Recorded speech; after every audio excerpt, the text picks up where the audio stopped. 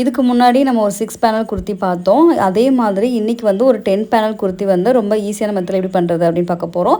இதுக்கு வந்து நம்ம முன்னாடி வந்து 6 பேனல் போடுறதுக்கு ஒரு பேட்டர்ன் எடுத்தோம்ல, அதையே எடுத்துக்கோங்க. அதில் வந்து நெக்லேருந்து ஒரு 1.5 இன்ச் மார்க் பண்ணிக்கிறேன்.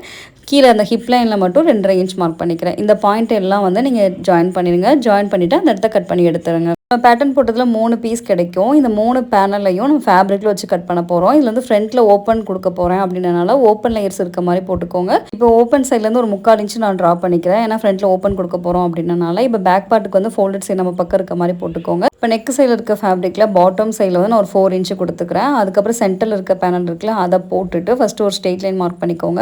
கீழே வந்து ஒரு 7 இன்ச் மார்க் பண்ணிக்கிறேன். 7 இன்ச் மார்க் பண்ணதுக்கப்புறம் அங்கேருந்து ஒரு ஸ்ட்ரெயிட் லைன் ட்ரா பண்ணிக்கோங்க. அதுக்கப்புறம் ஆம்ஹோல் பார்ட் இருக்குல்ல, ஆம்ஹோல் சைடு வர பார்ட்டில் மீதி ரிமைனிங் எவ்வளோ ஃபேப்ரிக் இருக்கோ அதை அப்படியே எடுத்துக்க போகிறோம்.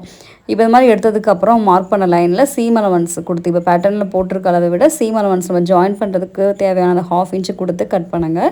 இப்போ நான் எல்லா பீஸையும் கட் பண்ணதுக்கப்புறம் நமக்கு வந்து ஃப்ரண்ட்டில் வந்து ஒரு 5 பீஸ் கிடைக்கும், 5 பேனல் கிடைக்கும். பேக்கில் வந்து ஒரு 5 பேனல் கிடைக்கும். இப்போ கட் பண்ண ஆர்டர்லேயே எடுத்து வச்சுட்டு ஃப்ரண்ட்டில் தனியாக பேக்கில் தனியாக நீங்கள் ஜாயின் பண்ணிட்டீங்க அப்படின்னா உங்களுக்கு வந்து இந்த 10 பேனல் குர்த்தி ரெடி ஆயிரும். ஃப்ரண்ட்டில் மட்டும் ஓப்பன் கொடுத்து பண்ணணும். அது எப்படின்னு அடுத்த வீடியோவில் பார்க்கலாம். மேக்ஸி மாதிரி வியர் பண்ணுறதை விட இந்த மாதிரி ஒரு ஏலைன் டைப்பில் வந்து நீங்கள் ஒரு 10 பேனல் அப்புறம் 6 பேனல் இந்த மாதிரிலாம் கொடுத்து வியர் பண்ணுறப்ப ரொம்ப கம்ஃபர்டபுளாக இருக்கும். கண்டிப்பாக ட்ரை பண்ணி பாருங்கள்.